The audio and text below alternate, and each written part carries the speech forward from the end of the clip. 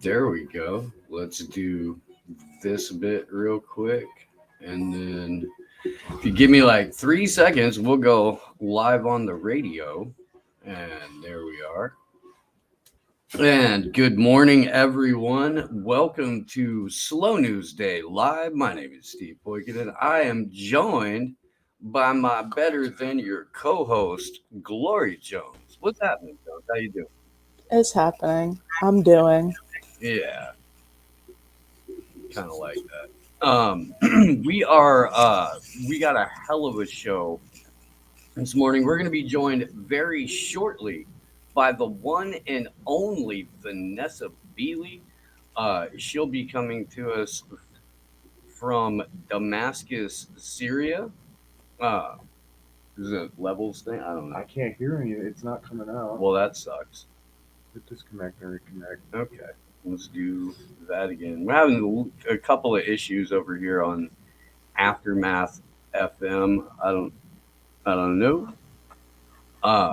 Hopefully we get that shit figured out. We had a little confusion last week. Had a meeting. Hopefully got it sorted, but I do not know.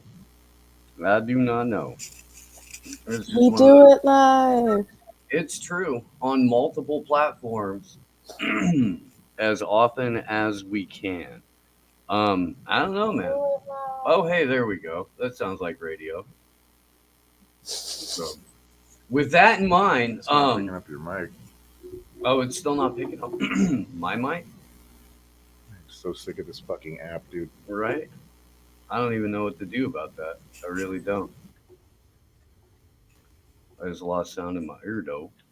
There's Beeley. I don't know. Their app sucks. All right. Well, Disconnect. Fuck it. okay. Hi, Vanessa. Sorry, I look like I'm dressed for the Arctic. We don't have any electricity and it's cold. It's all good. Yeah, dude. Cold and wet here, that's for sure. Beeley, it's good to see you. I got freaked out the other week when you messaged me and told me that you had been detained at Heathrow for the better part of half a day. And it's all, well, it kind of converges on a number of different things that we've had you on to talk about over the last couple of years anyway. So let's just jump right into it. You went to your native country of merry old England, like a week and a half ago, 2 weeks ago, and you flew into Heathrow, and take it away. Yeah, I flew into Heathrow on a flight from Beirut, and as I came off, the kind of little weird tunnel things they have as you come off the plane, and literally at the end of the tunnel, there was a passport check. So I was like, okay, had my passport ready, at which point the passport guy handed my passport to this other guy. And suddenly I was like, we're the Anti Terrorism Police. I was like, you have to be kidding me. I haven't slept. I've done all the freaking Corona shit. Like, seriously? And the first thing they asked me, so this is as everyone else is coming off as well. So, of course, I start to make a scene. I'm pretty pissed off at this point. Two police officers from memory, a woman and a guy. And the first thing they asked me is to surrender my mobile phone. Of course, I refused. I was just like, you have to be kidding me. I'm not giving you my mobile phone. So they were like, okay, well, if you're not prepared to give us the mobile phone, then we'll arrest you. And I'm like, oh, shit, seriously? And at this point, I just went on a rant, I think. I was just telling them, this is a fucking police state. The UK is a police state, blah, blah, blah. And then they took me off to a meeting room. They informed me that I could call a solicitor, or I had the right to inform someone. I decided against informing anyone because I thought, well, I'm not going to give them any names of my nearest and dearest or phone numbers or indication as to where I'm going, etc. I mean, I do have to say, and I have to say throughout the 6 hours that I was sat with them, and it was basically two main officers, and then their supervisors kept coming in to read me my rights at 2-hour intervals, I think. The two police officers were very courteous, and actually, a lot of the time we were having quite a laugh because I was held under Section 3 of the Anti Terrorism Act, which is, according to them, I was being held because I had an intention to commit a hostile act. And when I asked them what the hostile act was, they said, well, reporting state secrets to foreign intelligence agencies. I mean, really, at which point I was just like, okay, well, give me the secrets and give me a chance to report them to Yeah. you know. And basically, in the end, I decided I didn't really have a solicitor in mind that I could call because I obviously wasn't expecting any of this shit. And as I said to them, it's cool. I don't have anything to hide. Everything that, all my opinions, all of my research is public property anyway. Nothing is clandestine or hidden. My opinions are very out there. And at that point, she said, "Yeah, I've been looking at your Twitter. I've been looking into you on Google." I said, "Well, Google's a mistake because if you do a search on my name, you'll just come up with all the anti reports." Yeah, like the Wikipedia article. Yeah, exactly. Right, Wikipedia, right. BBC, The Philip Cross CNN. version who Vanessa Beeley. Yeah. My biggest stalker, Chris York of Huffington Post, etc., etc. You know. So yeah, God, it was a 6-hour marathon. I mean, the thing is, I hadn't slept. I'd left Damascus at 1 a.m., driven to Beirut, waited 3 hours in security in Beirut just to get through all the, PCR paperwork shit. Got on the plane, landed, just then had 6 hours of, I mean, it was just bizarre. Then they went and got my suitcase, brought that back, and then I had 5 police officers come in to go through my suitcase in front of me, my suitcase and my hand luggage bag. They took my mobile phone, of course, and they downloaded everything because they had that for 6 hours, and that was one of the reasons that I had to wait 6 hours to get my phone back. I had to give DNA, fingerprints, have my photo taken. So while this wasn't, an official arrest or detention, because apparently under that act they can detain you. They don't even have to have a suspicion in order to detain you. I later found out from the same firm that represent Julian Assange, who very kindly on recommendation stepped in to kind of follow up for me.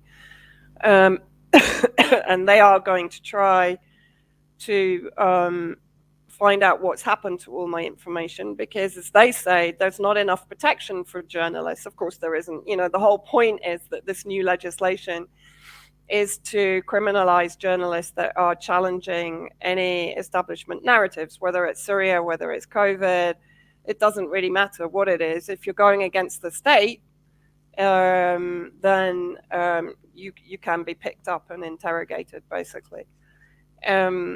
And of course, this is part of the whole kind of Julian Assange effect, that journalists are going to be heavily penalized and heavily punished for exposing the kind of grubby underbelly of particularly the UK government state. But for sure in America and in Europe, it's going to be the same thing. So I have up on screen here right now a picture of a pamphlet that you sent me. And this is I'm not kidding. This is the pamphlet the Anti-Terrorism Police gave you while Yeah. you were being detained. Like a you're probably wondering why you're in the penalty box. You know, here's a handy explanatory pamphlet. Oh, you know, like that is honestly the most British thing I've ever heard. I told you that. Just freaking hilarious. But I mean, this is wild shit. Stopping question you come from Schedule 3 to the Counterterrorism and Border Security Act. The use of this legislation is regularly and independently reviewed. I mean, Sure. we're gonna find out, right? Sure. But I mean, the last line there, the power to stop, question, search, and if necessary, detain persons under Schedule 3 does not require prior authority or any suspicion. And you know, I have to say, although the officers themselves were very respectful, very courteous, and also quite open to what I was saying, because I certainly didn't hold back. I basically said to them exactly what I say in all my articles, that if they should be investigating anyone for the support and sponsorship of terrorism, it should be the British government. not me. Basically what I'm doing is exposing the British government involvement and sponsorship of terrorism, particularly in Syria, but extending into Yemen, for example, Iraq, etc. And they kind of like, they were nodding. They asked me specifically about the white helmets, and what I based my views on. Really? I would love to Why, talk thank you. all day long. Why, thank you, good sir. Yeah, exactly. I can, she was struggling to write as fast as I was talking at this point, because I mean, the crazy thing is she's handwriting my responses, right? So the majority of them were not really there, but that's another thing. The whole interview was recorded. So 6 hours, which included kind of fill-in conversations with other police officers about what music I like, about what books I last read. And at one point, I kind of said to one of them, we're still recording this, right? And at one point, actually, I had a separate officer come in who hadn't been part of the whole interview process. And this was kind of interesting. And I have to say, this is also recorded, although I'm quite sure it'll be mysteriously edited out of any final recording that ever appears anywhere. He was visibly kind of pissed off and complaining about his job. So I said to him, okay, so what's the most frustrating thing about your job? And he proceeded to basically tell me that he's fed up with the fact that they pinpoint terrorists or extremists trying to enter the country. They are then overruled, presumably by the Home Office, although he didn't actually say that, but I'm guessing that's who would overrule the anti-terrorism police force. They're then given a UK passport. They then go back to, for example, Syria, and bring their entire family back to the UK. And when they're pulled over again, they wave their British passport at them and say, well, there's nothing you can do, mate. So I then pushed it and I said, well, yeah, what about the 425 ISIS terrorists that we know have entered the UK? And basically, you don't know where they are. It's a good question. So he said, yeah, there's more than that. That was his first response. And he also said, and while we're talking about this, just think about all those that are landing from the boats from France onto UK soil, and we don't know who they are. We don't know what their ideology is, how radicalized they are, etc., etc. I want to interject for a moment, Vanessa, just to point out that how many hours into this is this conversation taking place? Oh, this was quite towards the end, because I think at this point I was just waiting for the phone for them to finish stealing all my information from my mobile phone.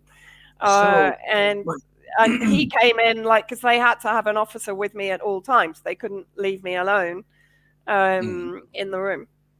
Okay, so I've got I've got two scenarios in my head, because this is an anti-terrorism police officer hours into holding known rogue journalist Vanessa Beeley. So he comes in to complain to you, or opens up a little bit to you. Is this like, I mean, because he knows who you are, clearly. Well, right? no, he said no, he didn't.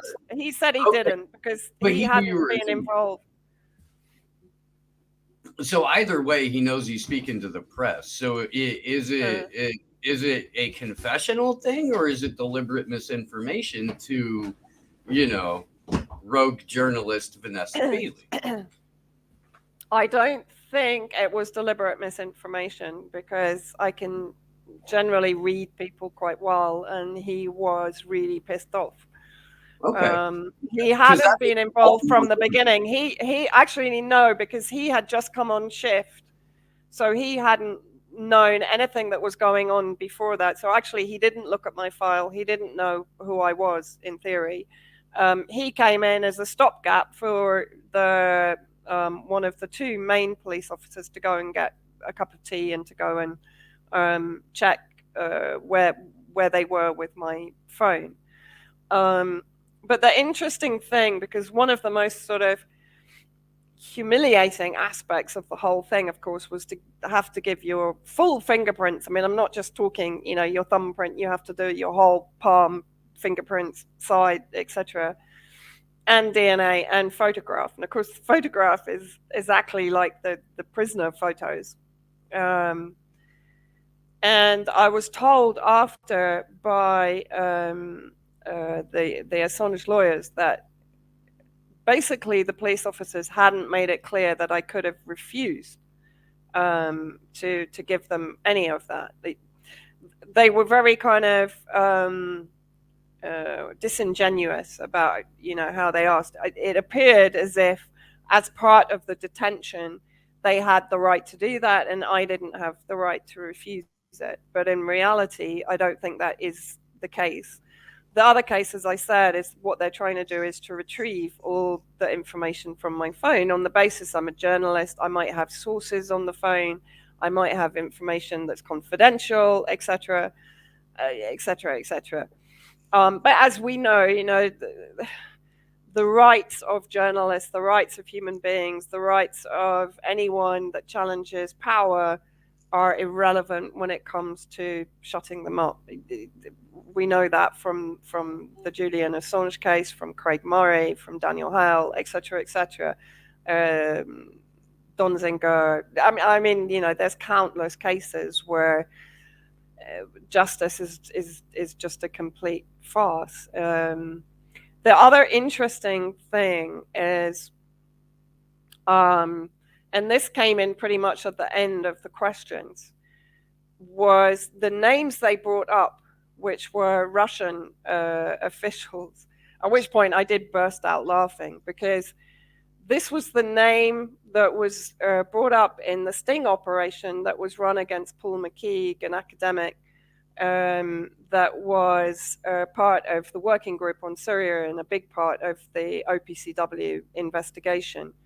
And the sting operation was carried out by CJIR, and I've just forgotten what that stands for, but CJIR basically are allegedly documenting all the cases of torture and abuse by, of course, the Syrian government and the Syrian intelligence agencies.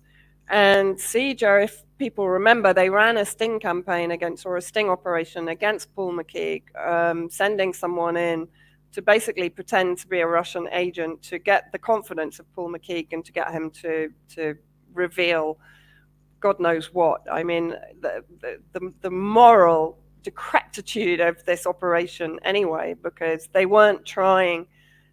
didn't believe that Paul McKeague had committed a crime, which is the only instance in which a sting operation has any ethical kind of grounding, right? They just did it to try and find things out about his colleagues. And for some reason, during the email exchange, Paul McKeague made a claim that myself and Piers Robinson could be contacted through this particular Russian UN official, which was just kind of hilarious, because I said, well, one, I've never spoken to him. Two, how on earth would I be contacted through a Russian official? And three, he's a UN official, so he's not exactly some kind of backstreet, spy that's kind of, it's ridiculous. And after kind of various back and forth email exchanges, Chloe Hadjimathieu, of course, of the famous Mayday series smear campaign against me, had to admit on email to me that she had never asked me to respond to that claim, because in her article, her kind of puff piece on the whole sting operation, she had claimed that she had contacted me and I hadn't responded, reference this idea that I was in direct contact, or I could be contacted through this Russian official. She never contacted me, so she basically retracted that on email, and she changed the wording of the article, but without putting an update or without putting an apology for having basically lied in the article, which of course is BBC style. That's their rigorous journalism, right? And Paul McKeague actually wrote to the BBC, to Chloe, to retract the claim that he made.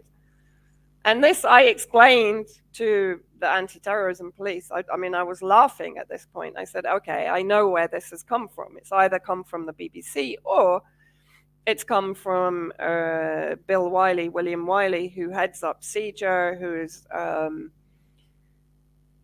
a pretty shadowy operator, was formerly involved in the former Yugoslavia case, I think also in Rwanda, and in the Saddam Hussein defense case. But he has a pretty kind of murky past. He's also connected to Stephen Rapp.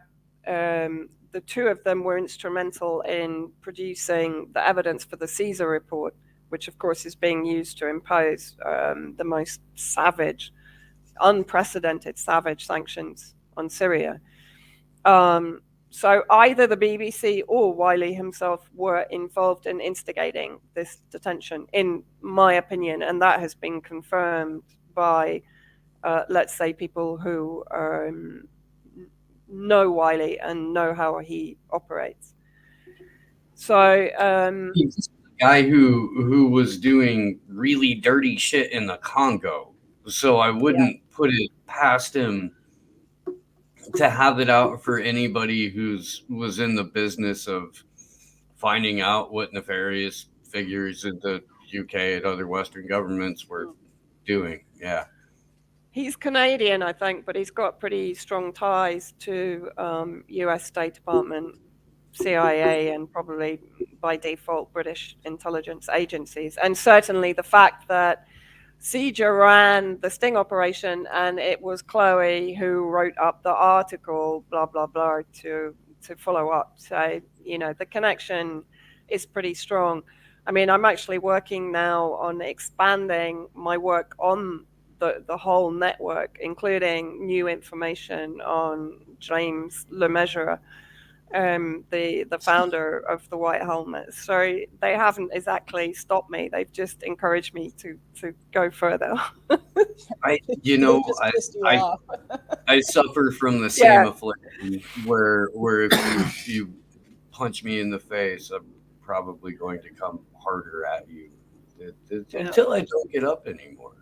That's just kind of the overlap between like what is happening specifically to you in this case and what happened to Julian Assange 12 years ago when he got detained by British police and then wound up, doing a little bit of time just sitting in a jail where they were putting metal shavings in his food and screwing his teeth up, all this kind of stuff.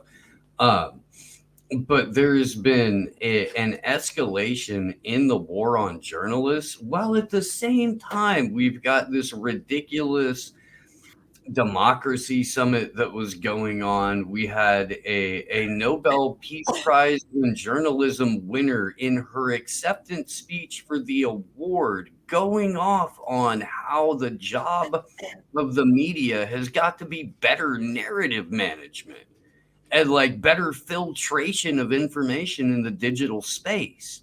This is insane. I'll pull the speech, Jones. It's wild. Don't really want to listen to it. We don't have to listen to it. I'll just highlight the section or something like that. But Yeah. No. Well, plus Human Rights Day on December 10th. Oh.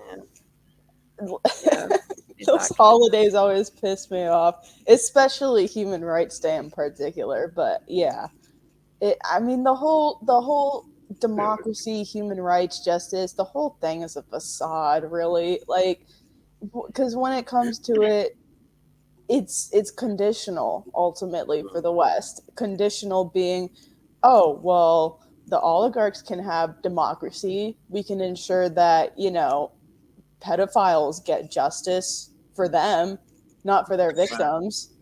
CIA spooks and war criminals, oh, they're good to go. They can have all the freedom they want. But nope. Everybody else go fuck yourself. She goes right to January 6th when she starts going in on social media. Yeah. The attacks against us in Rappler began 5 years ago, and we demanded an end to impunity on two fronts: Duarte's drug war and Zuckerberg. Noble. However, it's only gotten worse today. Silicon Valley sins came home to roost in the United States on January 6th with mob violence on Capitol Hill. What happens on social media doesn't stay on social media. She goes through and quite literally begs for narrative management. In relation to social media, I've said it repeatedly over the last 5 years, just the last 5 years specifically. Without facts, you can't have truth. Without truth, you can't have trust. Without trust, we have no shared reality, no democracy, and it becomes impossible to deal with the existential problems of our time. Yeah.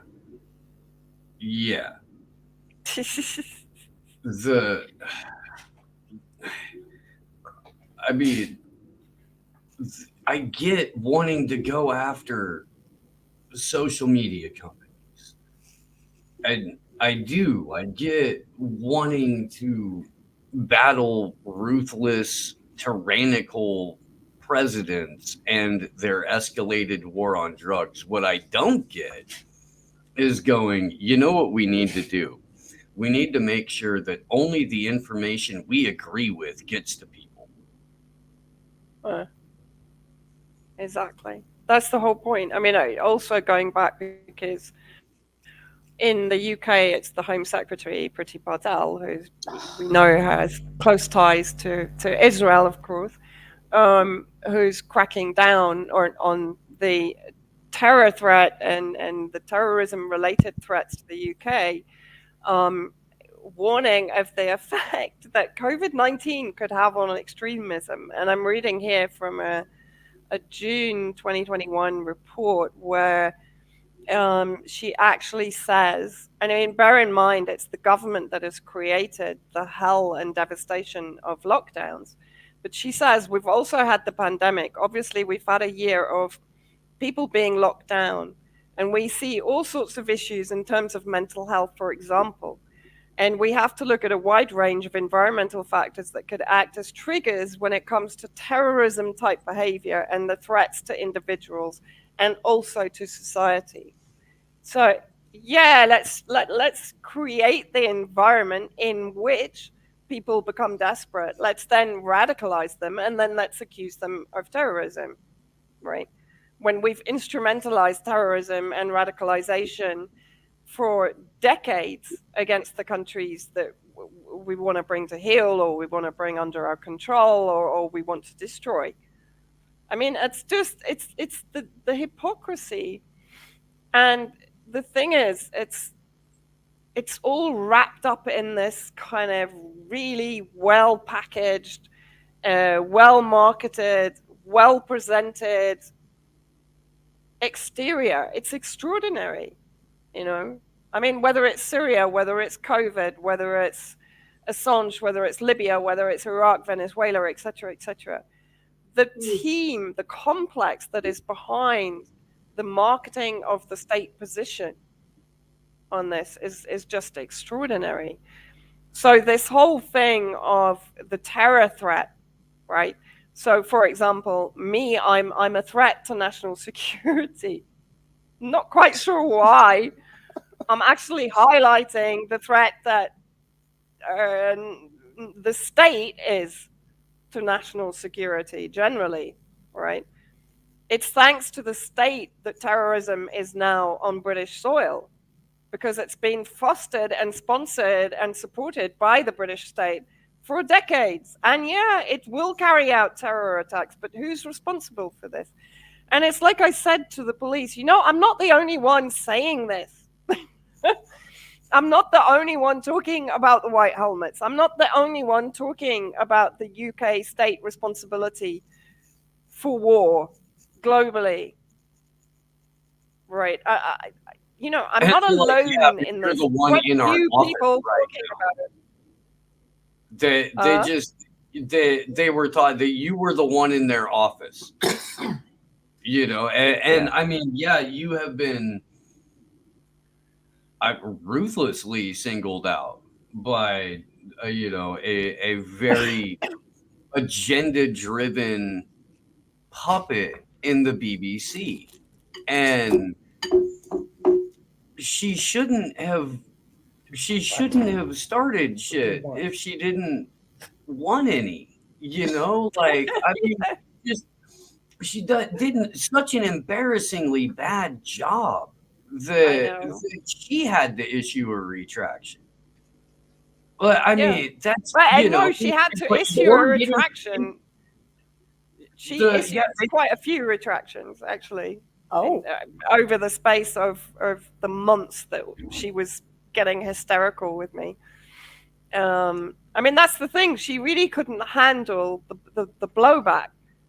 She became actually pretty hysterical, pretty abusive, pretty ridiculous in her responses. I mean, to the point where she even sent me an email by mistake, right? And then begged me not to publish it. Yeah. Yeah, I know. You know, so yeah, she did a shit job all around. The Mayday series was just, I mean, it was really a train wreck. And she's got some very powerful allies that have kind of shored her up, but she really she wasn't kind of top shelf material to carry out this sort of hit campaign, really. I'm a bit disappointed. At least it speaks to the fact that talented people have recognized that the BBC is not where they want to wind up. $2 for a freaking stenographer. It's not, dude. Chloe has made herself into a parody, really, of just, you know, what a completely bought series producer would be. Like, if we were doing a you know, kind of a retrospective of how, like, the CIA went and started Radio Free Europe, or went and started Radio Free Asia, or a bunch of the outlets that, you know, sprung up to support their propaganda efforts, you would have a figure like Chloe front and center there. You would. It's like, you can't write this into existence any better than the cartoon that we fucking live in throws it at us. It's wild. Go ahead. Sorry. I mean, any better than, who was it, the New York Times that created a whole ass virtual simulation of the Duma gas attacks to prove that Assad somehow gassed his own people? Yeah. Yeah, I know. Every NASA simulation we've seen of space. Well, it's a bit like, if you remember the Amnesty International report on Sadnaya, the prison where they claimed, I can't remember the numbers now, but I think 50,000 political prisoners were being tortured and blah, blah, blah. And then they had to backtrack and say, well, yeah, actually, it was all simulated in a London studio. And this was after, like, former inmates had actually countered the report and said, no, this is rubbish. Like, it's not even correct, and there weren't that many, and there were only X number of prisoners, and the majority of them are hardcore Al-Qaeda extremists that we're really quite happy are locked up, And what was the last thing Amnesty said about Guantanamo Bay? Hold up. Well, I know that they still haven't declared Julian Assange a prisoner of conscience, and they hadn't issued a statement as of this morning, after finding out that not only did he have a stroke right before he was supposed to go to court in October, they made him show up. I read it as he had one yesterday. No, I don't know. I think you're wrong on that. I am not wrong on that. No, it was before his hearing on the 27th, but the news broke yesterday. Stella, told people yesterday. Have Reporters Without Borders covered the assault? Okay, so here's what I'd like to do at this point. I would like to answer that question. I would. But everything else that I think I want to talk about will get us kicked off of YouTube. So I'm going to go ahead and grab the link to the Rokfin. And then I'll go into Reporters Without Borders, because I have. Well, they had a massive campaign against me. They tried to shut me down in the Geneva Press Club. I can't remember when, 2017. And they headed up the campaign with Syria Campaign and a number of other organizations to actually defund the Geneva Press Club. Can you believe it? Because they were going to have me to do a 10-minute presentation on the White... 10 minutes on the White Helmet. 10 minutes? 10-minute presentation. You can barely get through James LeMisery's background in 10 minutes. Like, you'd be surprised what I can fire off in 10 minutes. You are incredibly impressive. No, link to Rokfin is in the YouTube chat. If you are watching us on the YouTube, thank you. But why? They censor us. They roll our view counts back. They don't let us talk about what we want to.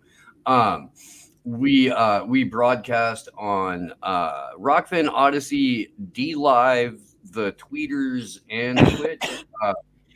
So find us there. We love you guys, but we got to do the rest of the show on an entirely different platform.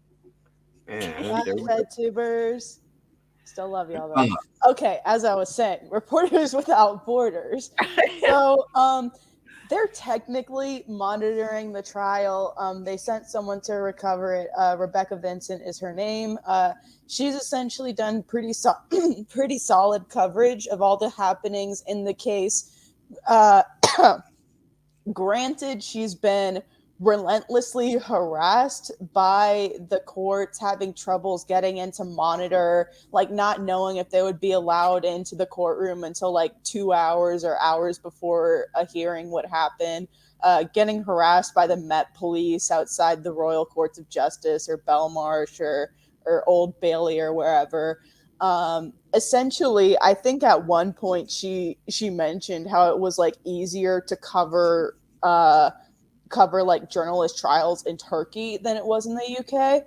So, she pretty much memed the shit out of that. So, for all that trouble that she's going to, Reporters Without Borders has upgraded the US's score on the Press Freedom Index, upgraded the UK's score on the Press Freedom Index, Christophe Delwire at the beginning of this year on World Press Freedom Day had a chance to meet with Antony Blinken, and to my knowledge, Julian Assange did not come up once. Rather, he spent the whole time giving him a morality tongue bath over what other countries need to do to improve their press freedom and their treatment of journalists.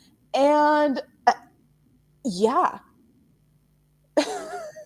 Yeah, well, I mean, it makes sense because you know that, and I think their history is not exactly. And of course, if you look at who's backing them, who their partners are, etc., all the usual kind of shit, you know, all of these organizations are for sale or they're sold, and so therefore, you know, they're allowed to make a noise about cases that are not going to rock the establishment boat too much. Or, as you say, you know, specific members of the organization are probably trying to genuinely do a good job. But when you get to the top of the pyramid, of course, no, they're going to protect power.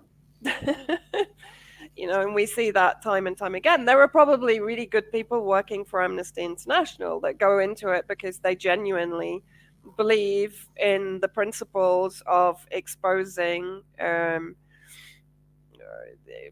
criminal activity globally against human beings. But the thing is that if it's important, then their reports are not going to make it to where they're going to have any influence.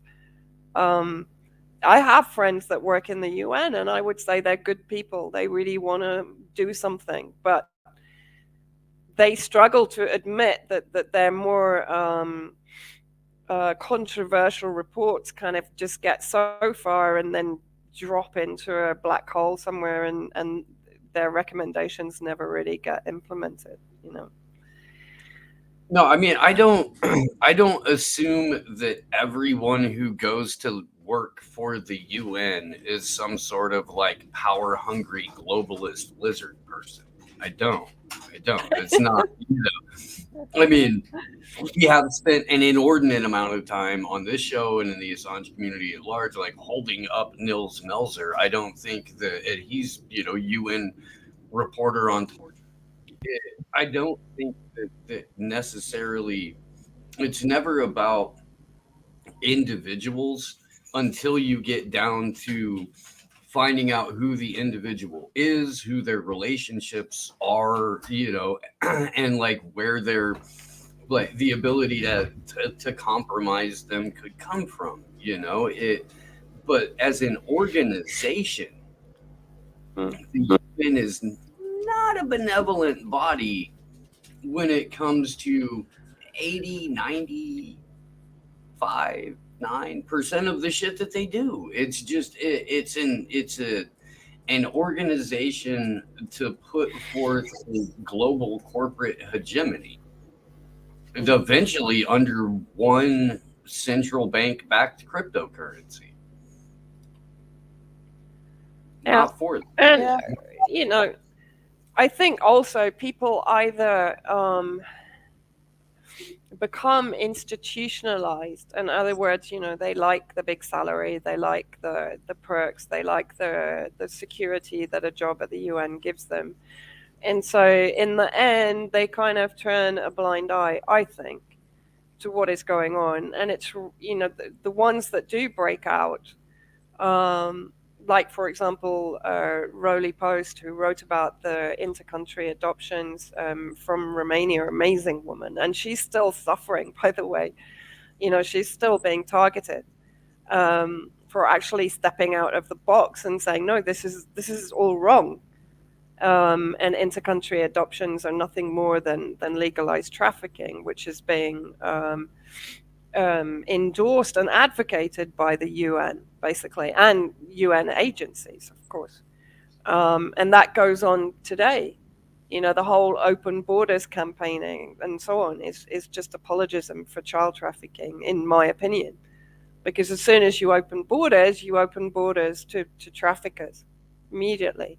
You know, and of course, if you bring that up, then you're right wing, you're fascist, you're immediately kind of slammed down. You can't talk about the intricacies like that, or the negative effects on children in particular. Or Well, also, women, sex trafficking, prostitution, etc., etc. Mm-hmm. Well, I mean, and especially like most of the prevalent arguments against open borders that are propped up aren't touching on human trafficking. So it's like, Exactly. yeah. and meanwhile, the Atlantic is running stories about here's how the right-wing internet started the conspiracy theory that there's a child sex trafficking ring. The Atlantic, of course, owned by Steve Jobs' wife, who has multiple pictures with Ghislaine Maxwell, who also wrote a number of stories about child sex trafficking in the United States, which sex trafficking victim and survivor Liza Blue was very quick to point out. Like they came out with the article trying to debunk something that they've dedicated significant column inches to. And yeah, you can't talk about it, and you can't link it to the white helmets who have been, I mean, right there out in front with the human trafficking and general organ trafficking. Like they're a criminal organization that multiple world governments fund. That should give pause to just about anybody. I mean, like, it's common sense at some point, because war, in a very cynical and sinister sense, provides like the perfect kind of pretext and vehicle to be able to carry out something like human trafficking and organ trafficking. So, like, if your automatic assumption that, like, not to overgeneralize and jump to automatic conclusions, but like when an out of state actor is staying in a conflict prone area for a while and the conflict has not subsided, wagwan. Well, no, I mean, it's also I think what's interesting, I mean, in the interview with the police officers, they did actually ask me about this subject, and I said, look, the fact is that the accusations of child abduction, child trafficking, organ trafficking, they're not something I made up. They came from the testimony of civilians that lived under the occupation of groups like Al-Qaeda and various other splinter groups, and the White Helmets. So, like you've had the Oxfam, the Red Cross cases, the Food for Sex scandal, the Food for Sex scandal, etc., etc. So what makes you think that the White Helmets are immune from being a part of this? And why is there no public inquiry into the accusations and the allegations being made against them? The British public is effectively funding this organization.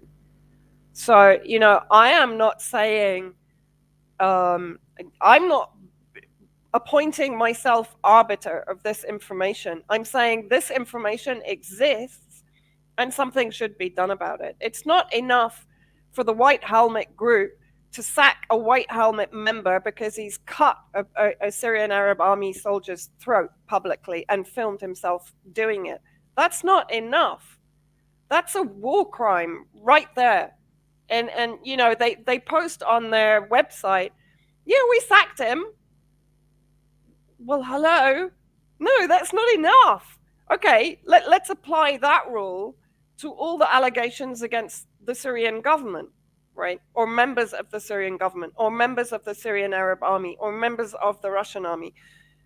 Let's just get the Syrian Arab army to sack the soldier that is alleged to have carried out this crime. It's never going to happen, right? Well, no. That guy will be sanctioned without being tried. In other words, he'll be sanctioned just because they assume he's guilty, or they want him to be guilty. I mean, they've just imposed a whole new raft of sanctions against named individuals in the Syrian Arab army, particularly in the Air Force, based on allegations, not based on evidence, not based on testimony against that officer, right? Right. That's the no the. I mean it. I don't know. It seems like the further we go into the mass formation, mass psychosis that we've been under with the corona situation, like the more brazen these people are getting. Like I gotta show this. This showed up on my Twitter feed this morning, and it's fucking nuts.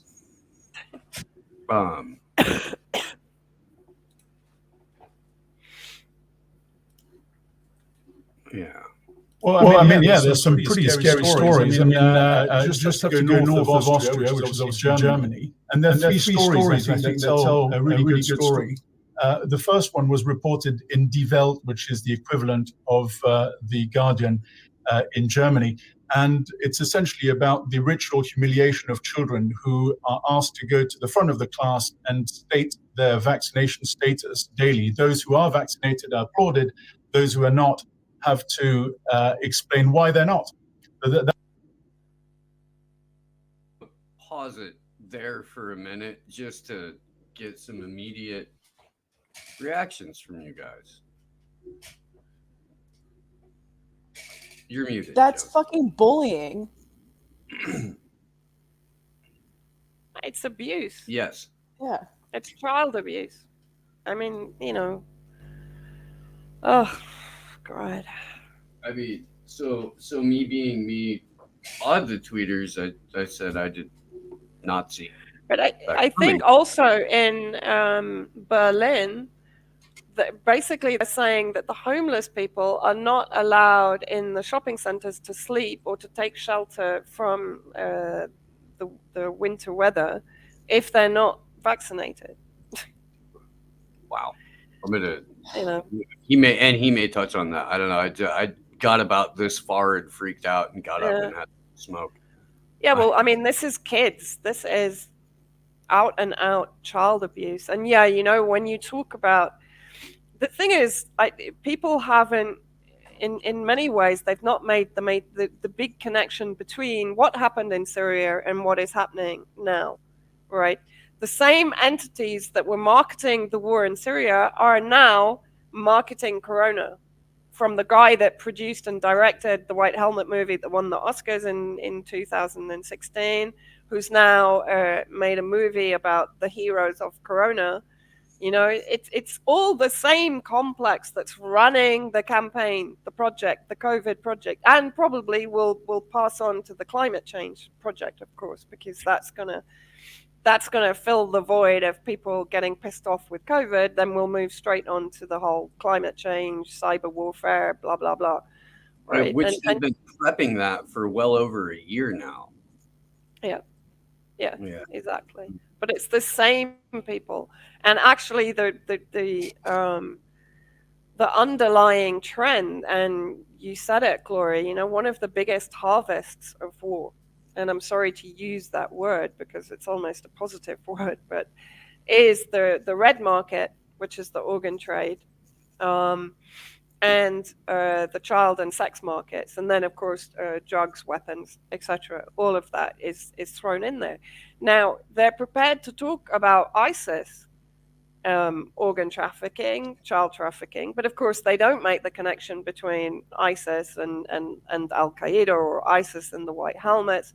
They don't. The thing is that people are left very misinformed. They are told that ISIS are involved in organ trafficking, child trafficking, etc. But that's okay, because that's who the US are in Syria to fight, right? So they're not given the connection between ISIS and the White Helmets, because the White Helmets are the good guys. It's not like we're already funding ISIS and Al Qaeda or anything. Exactly. Yeah, that's the whole point. It's like all of these groups. I remember the whole intermingle argument back in 2016 made by the US State Department that, they all mingle. So, and in war, of course, you create a mafia environment, and that's what these armed groups are. And particularly with a lot of the funding streams having been turned off, because basically the military campaign is an abject failure, then they're looking for other means to make money. And organ trafficking is a multi-billion trade. I mean, it's a very, very lucrative operation. Child trafficking, sex trafficking, all of these streams, which of course also then enter into the whole Epstein environment. And we've already made those kind of connections through Alan Dershowitz, who was connected to Erwin Kotler, who was responsible for extricating the White Helmets from southern Syria with the help of Israel, and basically giving them refugee status in Canada, in the UK, and in Germany, right? So, the thing is, once you start to, and Whitney's the absolute best at talking about this and doing this. Yeah. But the links between all of these networks is connecting with every single project to effectively destroy humanity. I can't put it any other way. And we're seeing it much more blatantly now with COVID. We will continue to see it with climate change, et cetera, et cetera. The whole incoming UBI and so on. And it's the same guys that are behind it every single time. Pretty much. And I mean, of course, something as limited hangout and showy and theatery as the Maxwell trial isn't going to even touch on all the connections you mentioned on how, like, the red market and human trafficking plays into something like war, and how the Maxwell ring and such actors around it are all connected to it, and Mossad, etc. Of course, they're not going to touch on that like the freaking clowns they are. It amazes me how the same people who are in charge of narrative management will tell the entire world that we live in an unprecedented era of interplanetary connectedness, and you can find out what's going on in the UAE in a matter of seconds. But each and every one of these incidents of child sex trafficking or organ harvesting, or an intelligence agency committing all of the crimes that they're supposed to be there to prevent or protect us from. All of these things happen in a vacuum and are not related in any way, shape, or form. Unless, of course, it's part of a demonization campaign, like China, for example. Because Kotler and Dershowitz are running campaigns against China for organ trade. But of course, they never mention Israel, which is one of the foremost organ traffickers, and for the history of their involvement of removing organs from Palestinian children, etc., has been documented and archived for years by Alison Weir, for example, of If Americans Knew. That's probably one of the best resources for this kind of information, but there's a lot of it out there. I've been told, and of course this is for the time being anecdotal and hearsay, but I'm told by people living in the border towns, on the border with Turkey and Syria, that there are Israeli operatives that turn up quite regularly, because the bodies from, for example, Aleppo and even from Eastern Ghouta in Damascus were taken to Idlib, and from Idlib to the border, where they were assessed for their usefulness for organ removal, right? Children, they would pay extra for children or for teenagers because the organs of a young person are more valuable than that of an older person, etc. So, the testimony that we have, the work that Maxim Grigoriev did for the Institute for the Study of Democracy, when he came up and followed up on the organ trafficking claims and interviewed multiple civilians, multiple former White Helmet members who told him what had happened and how the White Helmets were involved. Of course, and this was actually presented at a UN panel, but all of this is irrelevant because Russia. and it's like my work is a threat to national security because Russia. It's kind of forgotten, and that's what I said in the interview. I said, you seem to forget that Russia sits on the UN Security Council. If I write articles for Russia Today, it's like they are a legit media outlet, right? This is ridiculous. We have to get out of this kind of new Cold War paradigm. We have to kind of. They can't, though. They can't. They were using imaginary Russian escape scenarios for Julian Assange to justify trying to find a legal loophole to have him murdered. I mean, that came out earlier today, or not necessarily earlier today, but like I saw documentation on it. I'll show it real quick, and then we can maybe go back to,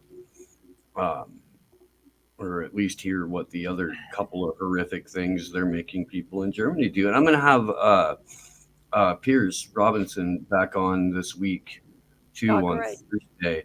We're going to go through the report that he put together on OPCW, which absolutely shatters the rest of that narrative. But we're going to talk about a lot about what Germany is doing, because he's in Berlin. We're going to talk about what Germany's doing to their people. But yeah, they have this imaginary Julian Assange was going to get broke out of the embassy by the Russian scenario that they concocted. And so they're doing all these planning scenarios, including potential gun battles with Kremlin operatives crashing a car into a Russian diplomatic vehicle transporting Assange. U.S. officials asked their British counterparts to do the shooting if gunfire was required, and the British agreed, according to a former senior administration official. They quite literally thought there was going to be a prison break movie scenario. That's what they were planning for. Yeah. With the Russians. Yeah, of course. In the 21st century, when we have multiple, this is insane to me. I can't. It's like Louis Mensch is becoming the standard thought for them. Yeah. I mean, it was granted it was Mike Pompeo, CIA, and Mike Pompeo is a paranoid, crazy person with serious end times fantasies going on in his head. So it's very possible that he thought there were Russians hiding everywhere and they were trying to break Julian, even though he had nothing to fucking do with it. This is the craziest shit. They all got high on their own propaganda. They all got high on their own bullshit. There is zero evidence whatsoever Julian Assange had any relationship with any Russians, let alone ones in the Kremlin. Let alone for the reason to delegitimize the presidency by installing Donald Trump. Are these guys fucking... And it's Trump's CIA that's doing all of this shit under the guise of, we've got to get him because the Russians and people believe this shit. Even inside the CIA, there had to be people going, fucking no. Yeah, I mean, they were surveilling him via UC Global, so it's not like they didn't have anything to go off of and were just purely speculating. Really, as I said, the whole kind of... I am going to actually... I'm going to pitch something to RT on what happened to me, because I just think it's kind of funny. Because the first thing I said was when they said what the hostile act was, which was communicating information to foreign intelligence agencies. And I did kind of just laugh. I said, what, RT? What the hell? What is this?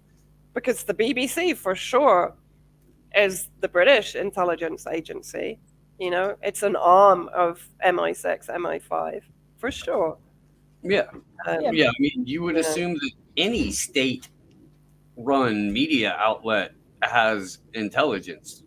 It is part of a larger intelligence apparatus on some level. Yeah. I Sure. don't even see any reason But to if you're going to make that accusation, it's a bit like on Twitter. When you see anything from RT, you see, what is it? This is Russian state media, funded media or something like that. You never see on a BBC tweet, this is British state media. You don't see it. Only on Russian state media, right? You don't see it on CNN. This is US state media. They roll out the former CIA director to tell you what to be scared of. It's like, I mean, not even RT is that heavy-handed. I mean, that's some really heavy-handed shit. Here are a dozen spooks or high-ranking military officers to tell you who you need to be afraid of and why. Segment brought to you by Pfizer. We got a break for commercial from Lockheed Martin, Boeing, and General Electric. We'll be right back. Yeah, pretty much. At least RT, to give them their due, they do genuinely try to show a balanced view, right? I mean, a lot of their corona stuff has been shit, to be honest. But at least they are in the op-eds getting people that are writing. I mean, Eva's writing about COVID. A number of people are writing about it, and from our perspective. So at least they're publishing it, and they're not demonizing you for having that opinion. Yeah. No, I mean, it's a platform. You got to use it. That's what I said to them. Everybody that I talk to that has worked for RT America has said, like, the only stuff that we can't talk about is the stuff that we're telling us we can't talk about. You never had a segment producer come up and be like, yeah, you can't do that. Never had an editor say, no, you can't write about that. It's only whatever the only parameters are what the person is setting for themselves.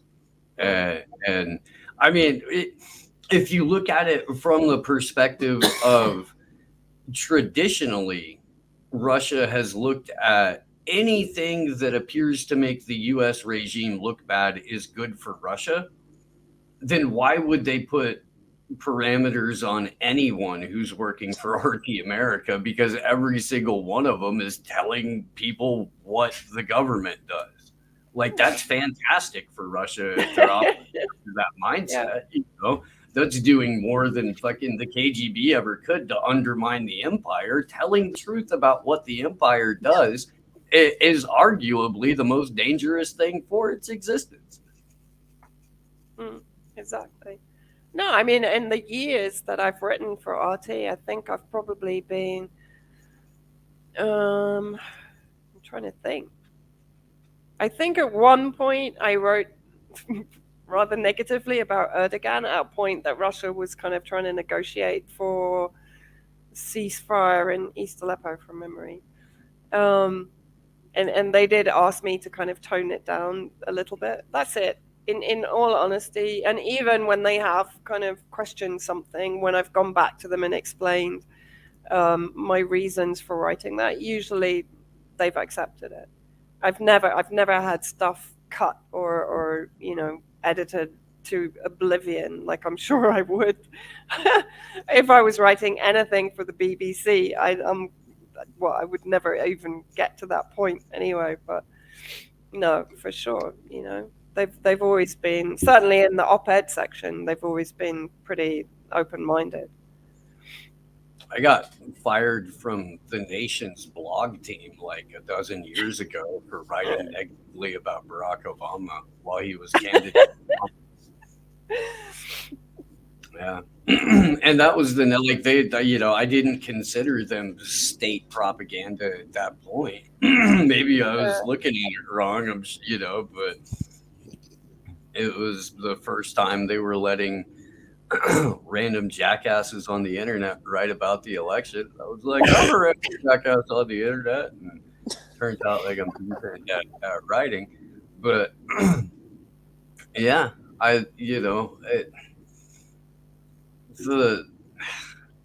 they start the journalistic censorship at the collegiate level. Oh, yeah, exactly. Yeah, very much so. Well, and academia itself. I mean, we've seen the kind of the attacks against academics that do stand out from the crowd, like David Miller, Mark Crispin Miller, Piers Robinson. Anyone, Tara McCormack. Yeah, everyone that is kind of taking an independent stand, whether it's in journalism or in academia, they are being criminalized and demonized. And, this is where people need to wake up. You might not agree with my views. You might think I'm a conspiracy theorist, whatever, but I have the right to those opinions. And this is the thing, Julian Assange set a very dangerous precedent, which we saw then coming into action with Craig Murray. I mean, his trial was a farce. And it's really nice to see him out and actually see him on the BBC, although they did cut him short. Oh, they tried to cut him off, bro. I know. I did have to smile, but at least they had him on, right? So I mean, yeah, his bona fides kind of warrant that appear, even if they're going to cut him off. Like there's just, I mean, Craig Murray is one of the most like credentialed and on paper reputable people that they could invite on that program, and for him to be Craig Murray, be the person that he is, and know what he does, that in and of itself is what makes it funny. But no, it's very, very good to see him. I wish he would have kept the beard. I do. Came out looking like Tipsy Santa. That was a great picture, man. What? Oh my God. What? Yeah. I'm not wrong. Love that guy. I want to go back to this crazy, like, Germany thing to see what else he has to say about what Germany is making their people. And again, we'll get into that after I play this. We will. Make sure you. That's the one story I think that really kind of should raise an alarm bell for people who are for the mandate. The other one is the discussion of wristbands for people to go shopping, and those people who don't have the wristbands won't be able to go shopping across a multitude of stores. Because yellow stars were a bit too on the nose. They had yellow wristbands. They couldn't even change the color. It's like they're 100% aware of what they're doing here. It's oh my God, the gaslighting. Wow. Okay. That was just too much. The third one, which I think is possibly more reminiscent of 1930s Germany, was an attack on coffee shops who were giving out coffees for free for people who were either vaxxed or unvaxxed, and that was in Berlin, and it was reported in the Tagesspiegel. And in fact, the campaign against that these various coffee shops was launched by the Tagesspiegel itself. Really? God. A media orchestrated attack on businesses serving. Well, gosh, I mean that's what do you do about and so one of Germany's like AfD members who's in the European Union who like threw the gauntlet down and was like, yeah, no, actually we're not gonna tolerate this. And I thought we had this bit figured out. Like, he posted a clip of this woman's speech. I did. A number of other people did. For some reason, the Twitter like shit libs and training wheels and woke mob and like all that like piled on everybody because of the party that this woman is in, and not the fact that Germany is doing this, not the fact that what she was originally responding to was an SOS from Indigenous Australians saying, hey, they're rounding us up and taking us to camps. And here's this woman going, you know, we talked to our grandparents about this. We asked them what happened and why, blah, blah, blah. They like thought we weren't going to do this whole we're rounding people up and taking them to camps to force inoculate them thing anymore. And the reaction from American leftists is, how dare you platform a Nazi? You know what? The so-called left, and honestly, I'm so sick of this whole paradigm left-right shit right now. Anyway, but the left is a freaking, I mean, it's a disaster. The left is way more fascist than the fascists.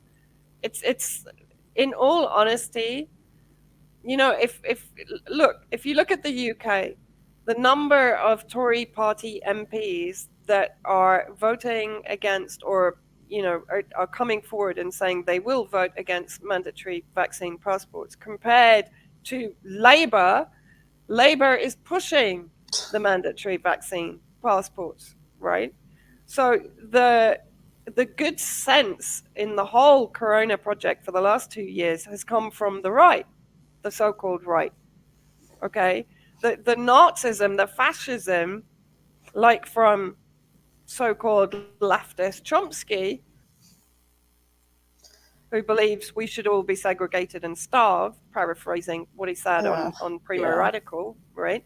And that's pretty much the view of the majority of the so-called anti-imperialist leftist brigade. I had one of them from the US Peace Council kind of wittering away on one of my tweets today. It was a C.S. Lewis quote, which basically perfectly sums up the ridiculousness of the left. That they're buying into this entire kind of health tyranny and totalitarianism that is literally sweeping the globe, right? And they're welcoming it with open arms. And it's the right that are defending our freedoms, the left calling it individualism and condemning it. I mean, yeah, they've done a number on the words like freedom, yeah, liberty, and civil rights. That quote from Chomsky from Primo Radical, I have a little bit of it because it was his birthday the other day, and I decided to make him a card. So the quote is, people who refuse to accept vaccines, I think the right response for them is not to force them to, but rather insist that they be isolated. And then he says, if it really reaches the point where they're severely endangering people, then of course you have to do something about it. Yeah. Yeah. Parenti is greater than Chomsky. Yeah. No, but that's pretty much where this kind of senior anti-imperialist was heading in his conversation with me on Twitter. You know, he was basically going down the Chomsky line. No, I don't believe in, you know, he wasn't going down the mandatory vaccine route, but he was heading towards, there are ways of preventing the unvaccinated being a threat to society, right? Why? I mean, I've never had a good answer from anybody in that camp when I've asked them this. Like, we're still operating under emergency use. We still are. There is no emergency. Not only that, but we have other medications that have been approved as preventatives and treatments, even after we already knew there were a ton of available things that you could do to prevent or help get rid of this thing. That no point has anyone talked about, like, well, it's kind of really killing medically obese people at a rate of 8 out of 10. And maybe we need to have a conversation about national health again. There's no answer. And when you present data that contradicts what the TV told them, they just short circuit. They zone out. And the funny thing is that now the British government is actually officially announcing that there is a problem with myocarditis. They are saying that if you had myocarditis after the first jab, you're exempt from having a vaccine, right? This is just slipping under the radar. They're just ignoring this. There's another paper out from the British government explaining how health officials should deal with the myocarditis problems as a result of the COVID-19 vaccine. So having said all this myocarditis, all of these problems, blood clots, etc., were not related to the vaccine, now suddenly it's kind of entering the discourse. But people are completely, of course, we never expect to get vindicated because we were saying this from day one of the vaccine project, right? Even before it. But people are not even recognizing the fact that the risk is being publicly admitted by the British government. I don't know about American yet, but in the last few days, these papers have come out. And so they've admitted it. And you are exempt from having to have the vaccine if you had myocarditis from the first jab. Yeah, after it's like, hello, but in all seriousness, I've given up on even trying to talk to these people because they are so severely gaslighted. It's like a victim-abuser relationship. You have to allow the victim to recognize the fact that they're being abused. And until they recognize that, there is no point. You're just continuing their abuse because you just keep them in that kind of echo chamber because they're too terrified to break out of that abuser relationship. And I don't know. I focus a lot more now on the people that are kind of on, either waking up or are awake or are going to inform me in the dialogue. There's no point in if after the 2 years of Corona and all the information that is available and all the deaths and adverse reactions that are being reported and underreported. So that means, if there's 100,000, 800,000 adverse reactions, the likelihood there are millions of adverse reactions because of the tiny percentage that are being reported.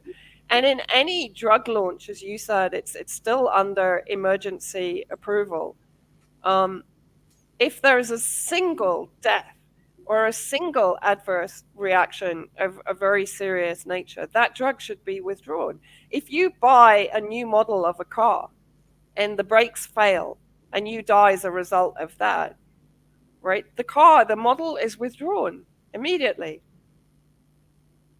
So why are the drug companies being allowed to continue? And Pfizer now is rolling out the kind of moronic virus version of the vaccine, right? And whatever it is, what is it? The Omicron. Being reported as nothing more than a seasonal cold by the South African authorities that kind of discovered it or rebranded the common cold as Omicron. But you can't participate in society unless you get your booster because, you're not fully vaccinated because you haven't had for the latest variant.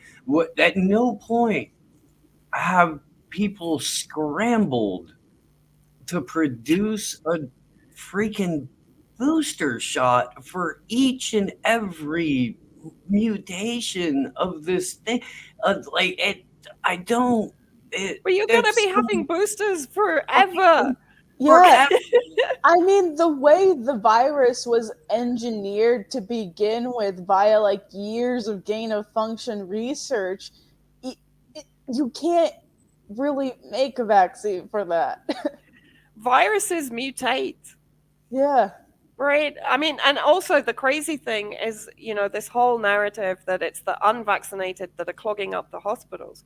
Well, the fact is that the people that are now double jabbed are counted as unvaccinated. And they are the ones, anyway, it's the vaccinated people that are suffering with whatever Omicron is and COVID. I mean, I have 2 members of my family that were double jabbed and almost immediately got COVID and were really sick. They were sick for 3-4 weeks.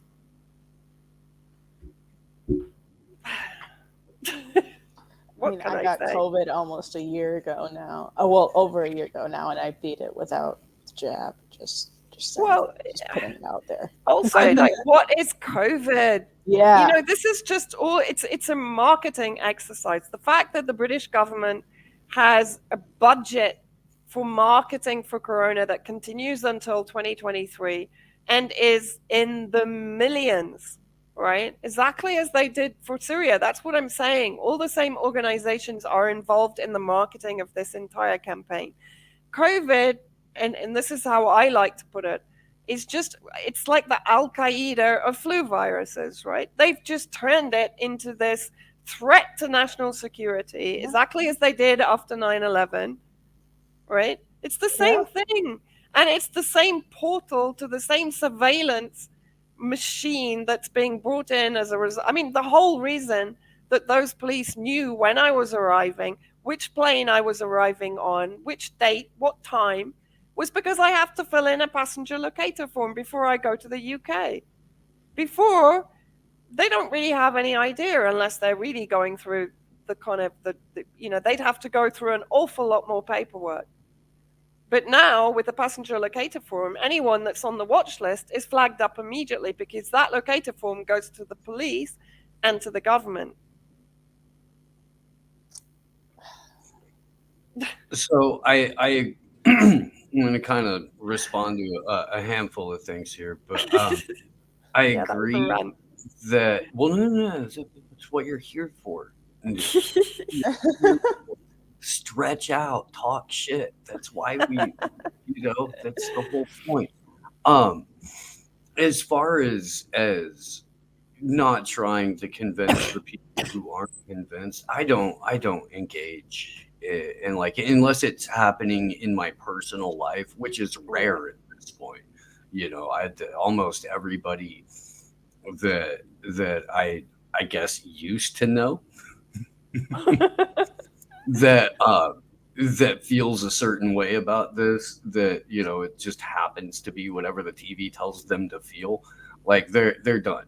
I've had a couple of people over the last couple of months like hit me up being like, hey, I'm sorry, and I think I kind of missed the boat a little bit, and I got caught up, and I'm like, yeah, I know, it's psychosis, dude. I took a lot of drugs back in the day, and I'm cynical as shit. I saw this coming, it's all right, but so I don't really engage in that anymore. Where the surveillance has gotten us, and where the surveillance is headed, is something that, like, even the narrative management people are starting to catch on to, like, oh, maybe this isn't a great idea. And when they see their beloved figures like Chris Cuomo go down over text messages and shit like that, and they figure out firsthand how expendable they are, like, some of that's got to resonate too. So I kind of feel like the pump has been primed to get it some more of at least the media people, who may be looking at a lot of the stuff going on with people stepping down and walking away and getting into the shadows. I've likened it to roaches scuttling for cover when some light gets shined on them, rather than rats fleeing a sinking ship. I don't think they think their ship is sinking. I think they want to get under cover. And I think that's why a lot of CEOs have stepped down. I think that's why you see a lot of news people that aren't Chris Cuomo, who didn't get busted right before his segment producer gets busted for being a fucking kid fucker. Like, there's a whole, is anybody in CNN not like a pedophile or a sex pest or just a wholesale fucking, borderline murdering scumbag? Anybody? Anyone? I'm serious. I can't provide you with an answer. No, me neither. Like, there's got to be like an intern somewhere that goes to church. Okay, yeah, but do we really count interns? Well, they're kind of, yeah. I mean, we might have to start at this point just to, give them one in the win column. I mean, yeah. But yeah, I mean, CNN and also, oh God, I mean, they are the war project, right? Same as the BBC. And actually, if you're talking pedophiles, the BBC, of course, is pretty jam-packed also. Yeah. I mean, yeah. It's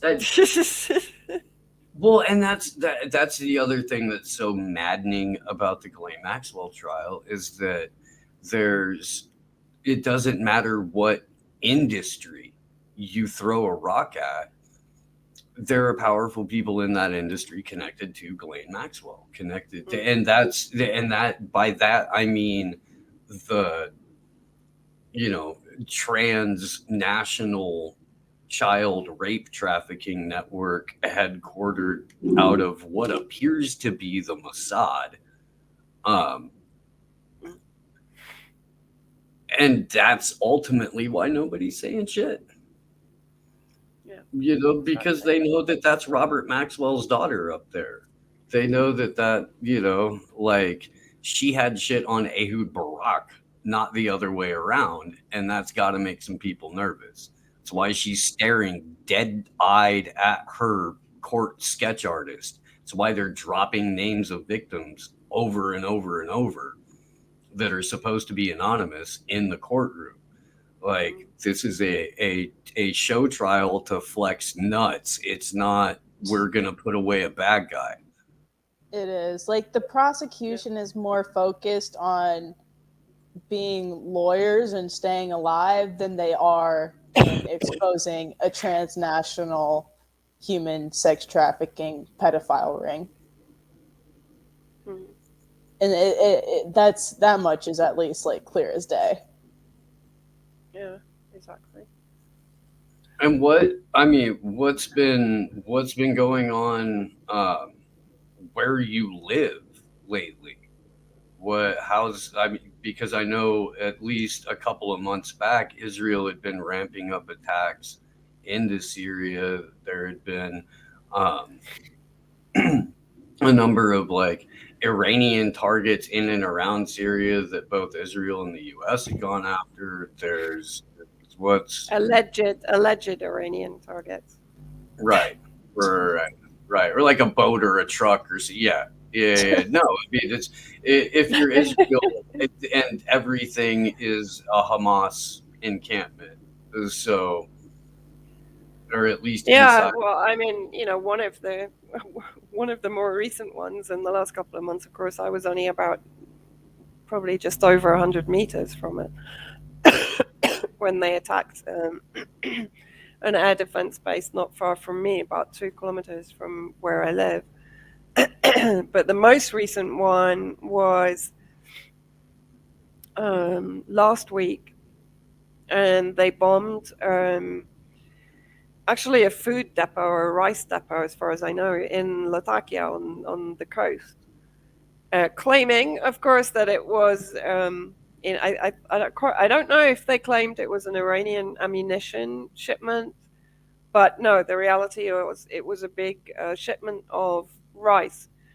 So this is akin to under the Trump administration the torching and burning of essential wheat and barley crops and forestry, which was followed by, of course, or continued by the theft of Syrian oil. So now Israel is bombing food depots in Syria, So this is all about maximum pressure. And of course, you also recently had, and I'm actually writing about it because there's bigger connections than have been made by those that have covered this. Samantha Power, probably my least favorite person in American administration, for her involvement in the criminalization of the Syrian government when she was working with Obama. And now, of course, she's back with Biden, and she's heading up the US aid team for Syria in particular. And they delivered 3,000 tons of contaminated wheat to the northeast, which luckily was picked up by the agricultural ministry in Hasaka in the northeast and was rejected.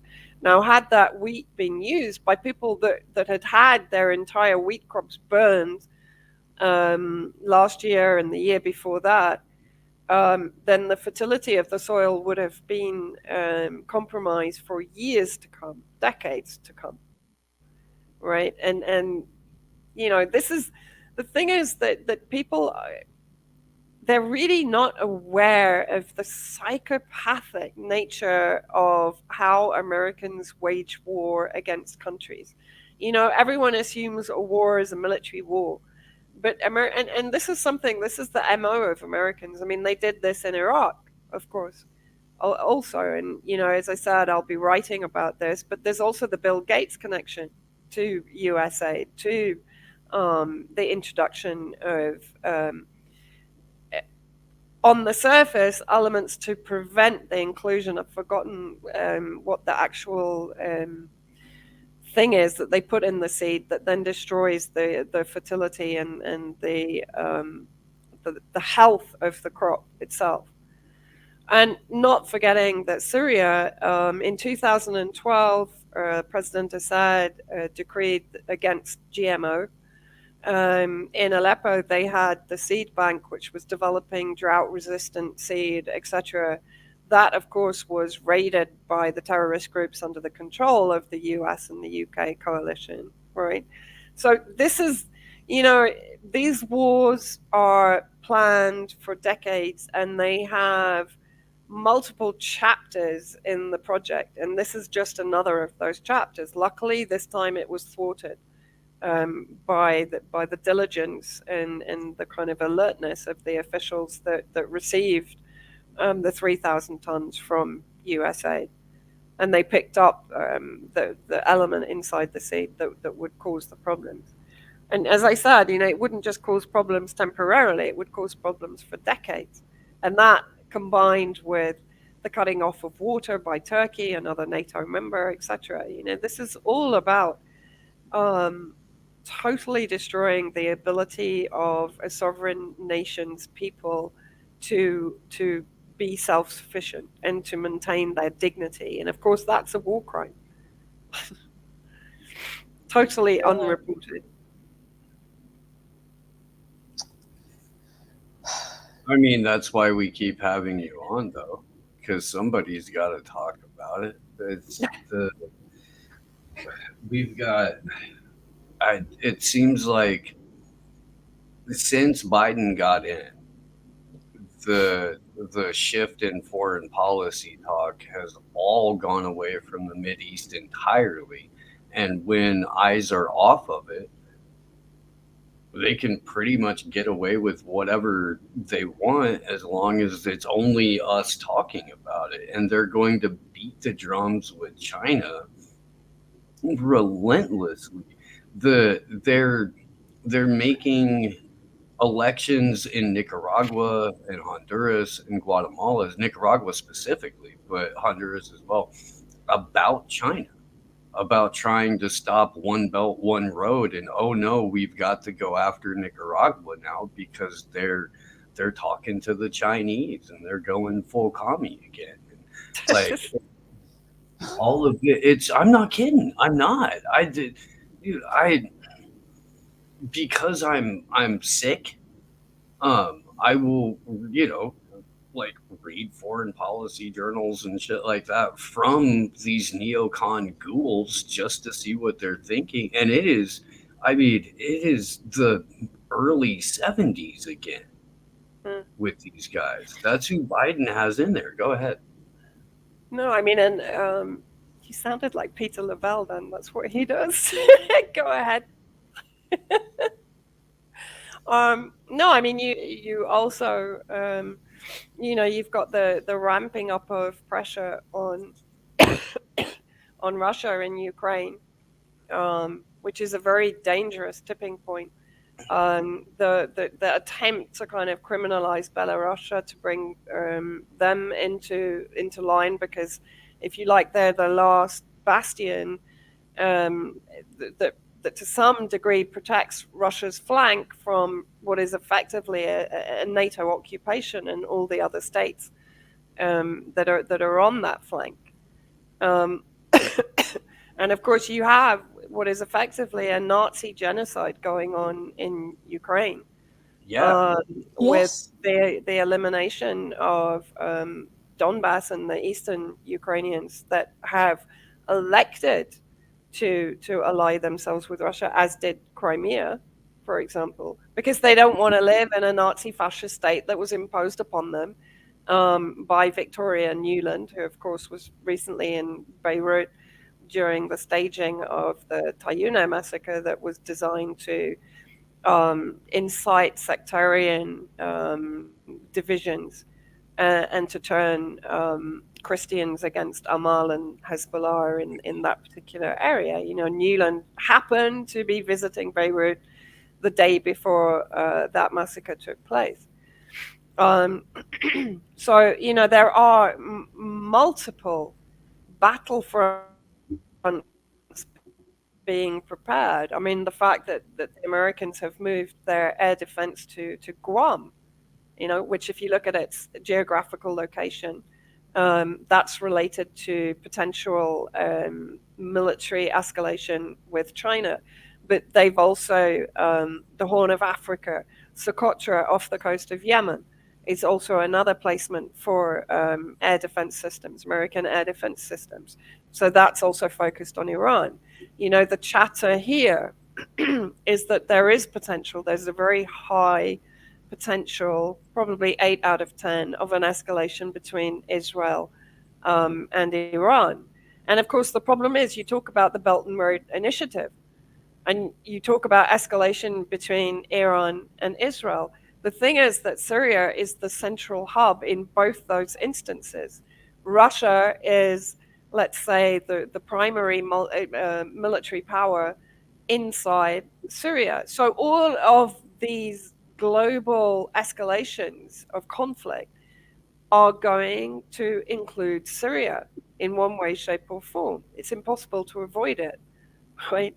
So I don't think we're out of the woods yet. I mean, I'm also hearing that in the next 2 years, things economically here are going to improve. We're seeing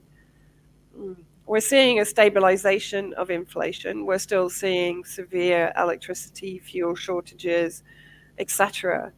But there is a feeling that we've kind of hit a plateau, and it's potentially not, we hope it's not going to get any worse, and that in the next 2 years it should improve with investment from countries that are now normalizing relationships with President Assad, like the UAE, like Jordan, Egypt. And Egypt, of course, is putting pressure on Turkey to withdraw. Erdogan himself is under pressure from his own civilian population that are sick to death of the immigration. 5 million Syrians now living inside Turkey. Most of those are going to be, let's say, targeted for radicalization, which impacts on the Turkish population. Erdogan's popularity and health is declining. So there is potential that if Turkey withdraws from the northwest, then the armed groups are going to be left pretty high and dry, and the potential is that they will come to some sort of agreement with Russia and Damascus. The Kurds now are in much more serious negotiation with Damascus, which has been demonstrated by the fact that US officials have fairly recently landed in the northeast to try and bring the Kurds back on their side, right? So there's an awful lot of negotiation and back channel collaboration going on, which is not necessarily being reported. But I do think that COVID, to some degree, is cover for this escalation, and I do think we're heading for an escalation. I think people have taken their eye off that ball because they're so focused on the health crisis that is being ramped up in the media, and the media has kind of forgotten about Syria. Largely, you don't really see it in the news. I mean, George Monbiot the other day on Twitter was whinging about getting attacked by a sadist, and he deleted all his tweets in the end because people were like, shut up, public consensus is so against the BBC and CNN, and they're completely out on a limb now. It's the people who like Monbiot, or Moonbat, like I have called him his entire career. I mean, people like that, and like Walker Bragman and like Ryan Grimm, but they're like waking up to trip over their own dicks to get on Twitter and just make an ass of themselves. Yeah. And that's, dude, I know why. Because the casual audiences are fleeing them. The people who are checking in just for like something that kind of makes sense to them, they're not going around any of those people anymore. Cenk Uygur has to go pick a fight, an imaginary fight with Joe Rogan to get any attention on Twitter, because nobody's watching his fucking show. Like, and that's a very good sign to me. It is. Like, when they're getting desperate for attention like that, it means that nobody's paying attention to them, and they have to go manufacture some bullshit because the narrative isn't working anymore. And I understand that violence on the part of the state is ramping up, but so is the street response to that in a lot of countries. I saw a fucking crazy video on Twitter. I'm not even going to try and find it. But when I see it again, I'll tag it. But it's German police with measuring sticks enforcing social distancing.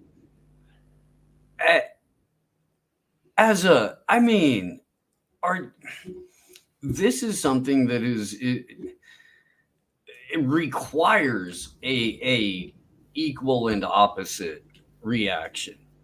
You don't do that. And like, it's cool for Elon Musk to come out and say that, the state has a monopoly on violence, but they're not walking, or he did. He walked. It was wild. It was wild. Elon Musk like walks out and he's like, nobody should be giving the government their money because the government doesn't know how to spend money. The government is in fact a corporation that has proved itself to be irresponsible. They're the largest corporation with a monopoly on violence. Elon out. And like, I mean, great. He's not wrong about any of that. But what he's saying essentially is give all your money to private industries so that we can make these decisions for you. And let the Council of Elon ran out of the University of Austin make the policy decisions. University of Austin, for the people who haven't heard me rant about this lately, is where like all of Jeffrey Epstein's transhumanist buddies have gathered now. And like Larry Summers runs this thing along with Steven Pinker. And that's kind of creepy. It's kind of creepy. I'm not saying that the pedo aspect is in that room. I don't know.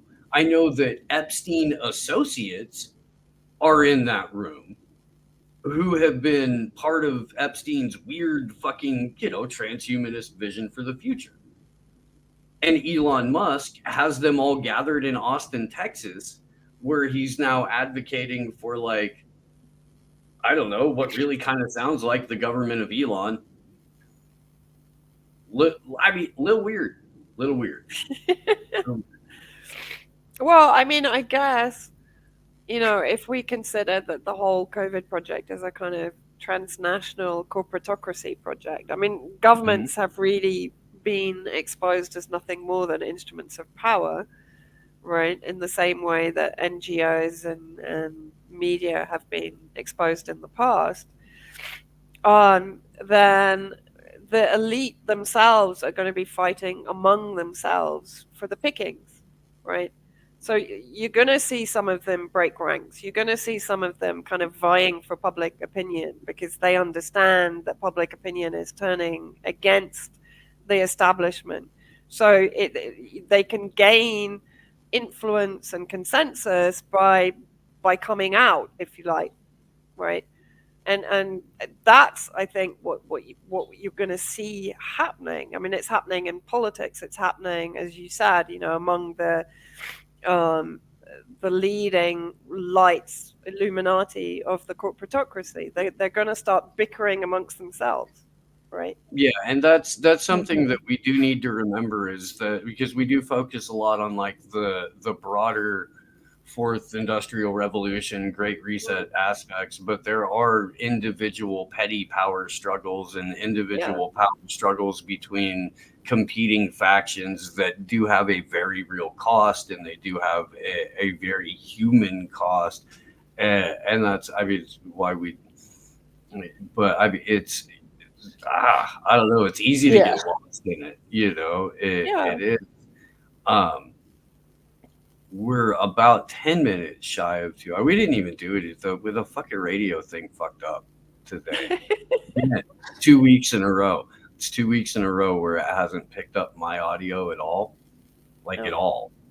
Yeah, I don't know. We had a meeting about it and everything. I don't know. I did fucking. Is there anything else that you would like to touch on, Vanessa and Jones? Did you want to go into the Cinco thing at all? Yeah, go for it. I don't know if you want me to do that now. But I mean, we can let the guest battling the cold go first. I don't know. Either way. I'll just say this coming Saturday outside the CNN building in Hollywood, there's going to be a press conference / rally for one of America's longest serving political prisoners, Ruchell McGee, aka, as he's better known as, Cinque. And yeah, we'll look forward to covering that. Yeah. Cool. Don't. I mean, I guess Steve Cutler. What? I'm looking at the. I had the Rokfin chat. Steve Cutler was like, I hear late at night Jeffrey Epstein puts on a 10-gallon hat and sings Guy Clark songs outside the University of Austin. There's no reason to drag Guy Clark into this. There's not. He was a hell of a singer songwriter. You don't have to besmirch the man's memory like that. It's just mean. Yeah. It's been a really long fucking week, dude. It's Sunday. You mean from last Sunday? I get so confused with weeks because here the weekend is Friday, Saturday. So I'm always talking about next week and they're looking at me like, what do you mean next week? We're in next week when it's Sunday. So I always get completely disoriented by weeks and weekends. Well, the whole sleep schedule got even more thrown off because we did live coverage of the Assange decision, which is like 2:00 in the morning here. So yeah, you're up for at least 5 or so hours after that, trying to like decompress the rage. Let the gallon of caffeine that you poured in through the stream buff out. I wasn't even on. I didn't even drink coffee before that stream. I was just running on anxiety and saltiness. I did want to bring this thing up real quick because this is just, I don't even know what to say about it. Twitter has quietly updated its COVID-19 misleading information policy to impose new sanctions on tweets about vaccines, PCR tests, and health authorities. These sanctions include removing and labeling tweets. They're going after people who, quote, claim that vaccines will cause you to be sick, spread the virus, or would be more harmful than getting COVID-19. The CDC will tell you that you can still spread the virus after being vaccinated. The WHO will tell you that every single doctor that administrates it or nurse that will tell you that. Are all of their Twitter accounts going to get banned, or is it just going to be us? Well, yeah, I mean, as I said, the British government is now allowing exemption if you get myocarditis with the first jab. So is the British government account going to get shut down? I mean, oh, God. I mean, Twitter is just... well, and I mean... I don't have any words left. It wasn't like they were any less censor happy when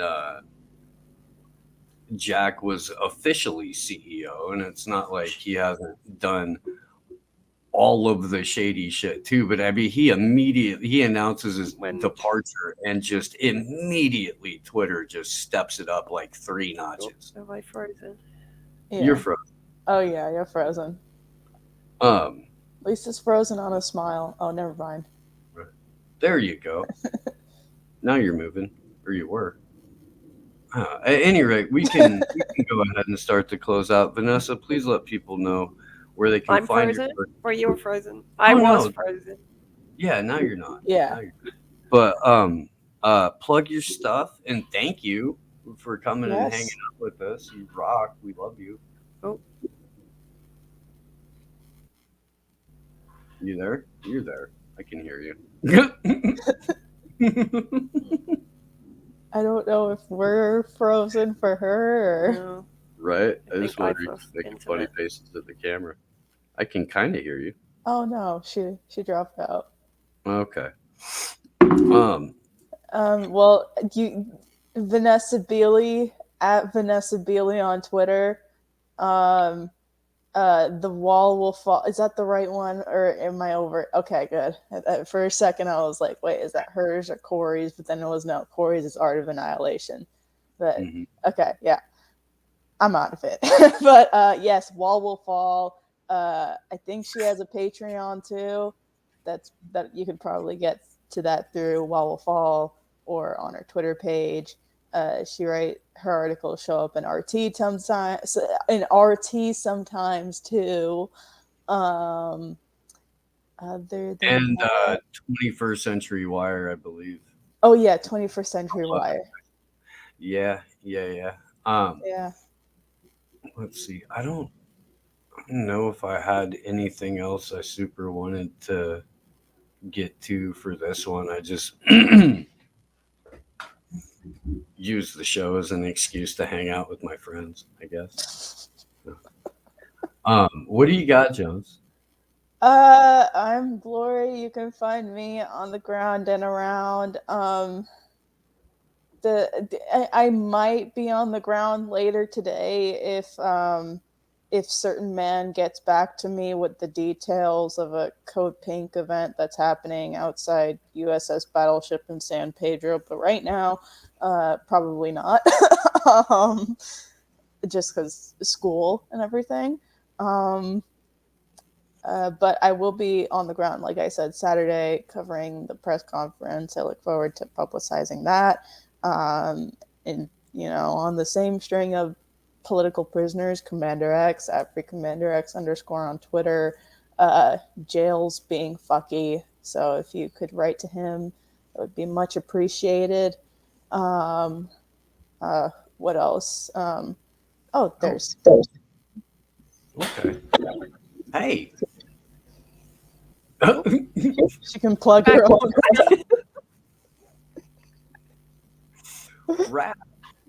We told people where they could find all your stuff. While you dropped out. Man, this is a fucking batshit upside down universe at the moment. It really is. So was that your internet? Is that Syria? Is that, I mean, because I spent like it was the last 3 months at I'm here at Sleepy's right now, but at the farm the internet is like, I mean, it's Elon Musk's internet. It's supposed to be, you know, good and fast, and it's not. It's terrible. No, that was the internet. Yeah, it just dropped out of 3G completely because I have to run my computer off the mobile phone anyway because the Wi-Fi is shit. Yeah. So I don't even try with that. I run it off the phone, and when the 4G drops out completely, I lose everything. It's just gone. Dude, I did see that Mark Crispin Miller got a little bit of little bit of love back. Do you know anything about that? Could you touch on that for a minute? Because that's somebody that I would love to talk to. Too. Yeah, you should get him on. Actually, I think Whitney did a really good interview, and I was actually gonna try to also do a podcast with him. He's a really lovely guy, but basically, he had a bit of a sting operation against him because he was talking about the kind of the mask mandate with his students, and one of his students went on Twitter and kind of did the whole bleeding hearts victim thing. And then he was up in front of the university tribunal for misleading his students, etc., etc. And he's just been vindicated because after the tribunal, they decided against, I guess, dismissing him. I mean, it's a little bit like the David Miller case. I mean, he's also someone else that you should get on because although the university caved, he was, of course, vindicated by the, I can't remember the name of the organization that looked into the claims of anti-Semitism against him, although I give absolutely no credence to anyone that's crying anti-Semitism ever, anywhere in the world, at any point. He was cleared by the board that was investigating the claims against him. And yet the university still went ahead and dismissed him. But his entire campaign has really gathered traction, both in the academic but also in the media world. So he's actually pushing back pretty hard. And it's an important battle because, you know, the independents in academia are under just as much of an attack as the independents in media. And the two really are instrumental in informing and educating the next generation. So those academics like Mark Crispin Miller that are still providing free thought to their students have to be defended in the same way that Julian Assange is being defended. So yeah, I mean, definitely get him on because he's really, really eloquent, informed, informative, particularly about the whole COVID project, and of course relating it to 9/11. He was also one of the forerunners on the whole 9/11 investigation, as was Piers, of course. And he's heavily focused on propaganda in general. I mean, he's very similar to Piers in that way. And another academic who I really like as an independent is Greg Simons, who's based at Uppsala University in Sweden. And another one is Issa Blumi, who's written a fantastic book about Yemen, who I interviewed a couple of years ago, and then I think Greyzone had him on. but he's written, I think, the best historical account of why the war in Yemen is happening. I'm sorry. I tried to straight face that, dude. I did. I couldn't. I thought I was being really subtle. It was the subtlety. But anyway, yeah, Lori and I were significantly less. We went on the Assange vigil the other night, and like the particular moment occurred, and Glory and I had like matching faces, and then made eye contact on the screen and saw that we were making matching faces, and then just sort of lost. I know. Everything. I mean, it was the a wonderful slow news day synergy, but the David Miller thing, it struck. It was like the campaign against Chris Williamson, rather. I'm sorry, and Jeremy Corbyn. Ultimately, that he had folded years back anyway, but they had levied the exact same anti-Semitism charges onto him as well. But I mean, it's like I don't know if it's a trickle down effect from that to where if you show the population writ large that you can go after the most powerful people with these ludicrous made up fucking grasping at straws allegations and they stick, does that then empower other spineless cowards to be like, oh, well, I disagree with this person's take on this, I can maybe get them on this? I think so, but I mean, the Israel lobby has been running that game for decades. It's not anything new, and the problem is that really Corbyn was one of the biggest disappointments. Well, he just came around on mandates too, like today. Just came around. I had a clip. Exactly. And that's even his brother Piers Corbyn is polar opposite.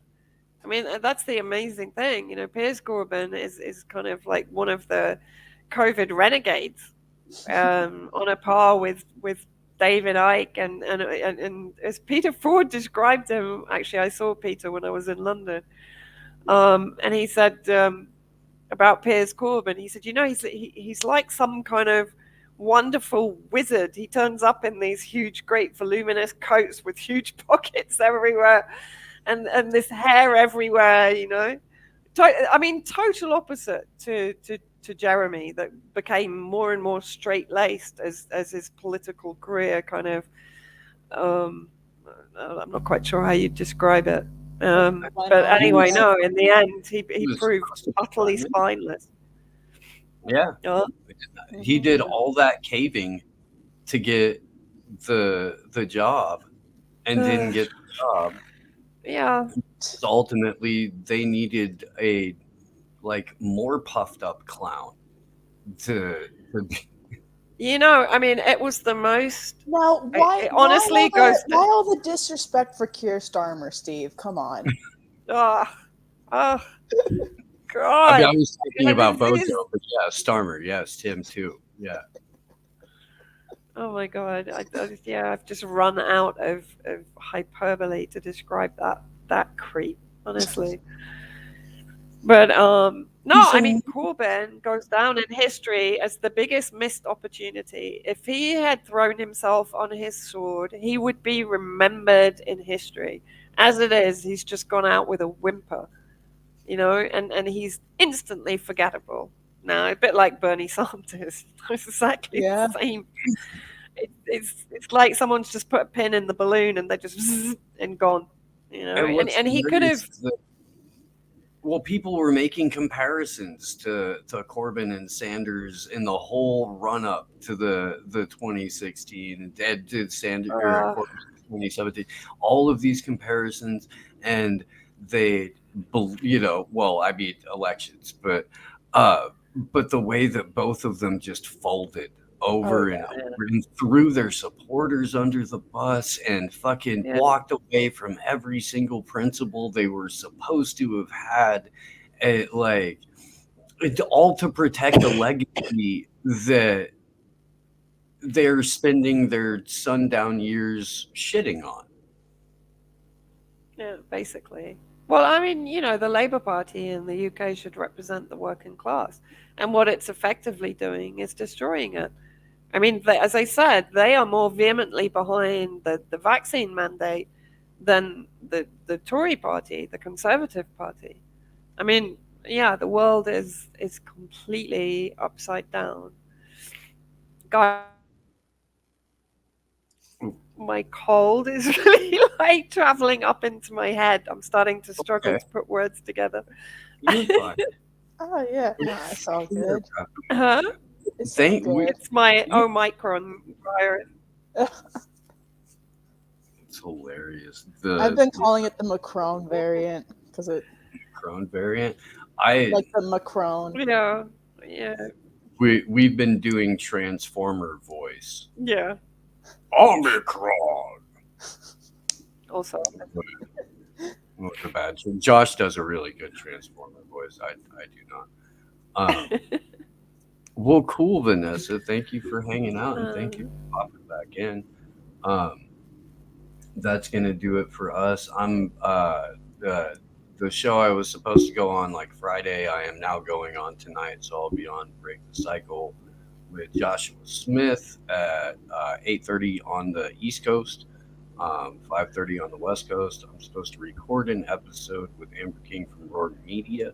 We'll probably be on Union of the Unwanted tomorrow. Addie Ads, who has been live on the ground at the Maxwell trial, will be joining me on the morning edition. Got some other good stuff. Pierce Robinson, we mentioned earlier, will be on Thursday. So all kinds of good things happening. Thanks again to Vanessa Beeley. Thank you to my better than your co-host, Glory Jones, Sleepy Josh. There on them ones and twos. We love you guys. We will see you soon. Oh shoot, I should probably read that off. Nagamo Devi, thank you for the Super Ray. Merry Christmas. Thanks for the Assange coverage. Send me some chocolate. That's hilarious. We should shout out the sponsor. That's Matrix Bars with the psilocybin chocolate. You can scan the QR code or hit them up on Twitter or Instagram at Matrix Genetics, MatrixGenetics. We have t-shirts and good stuff at truthclothing.io under the partners. Hit up the donate links if you can, and we'll see you soon. Good luck to us. Love y'all.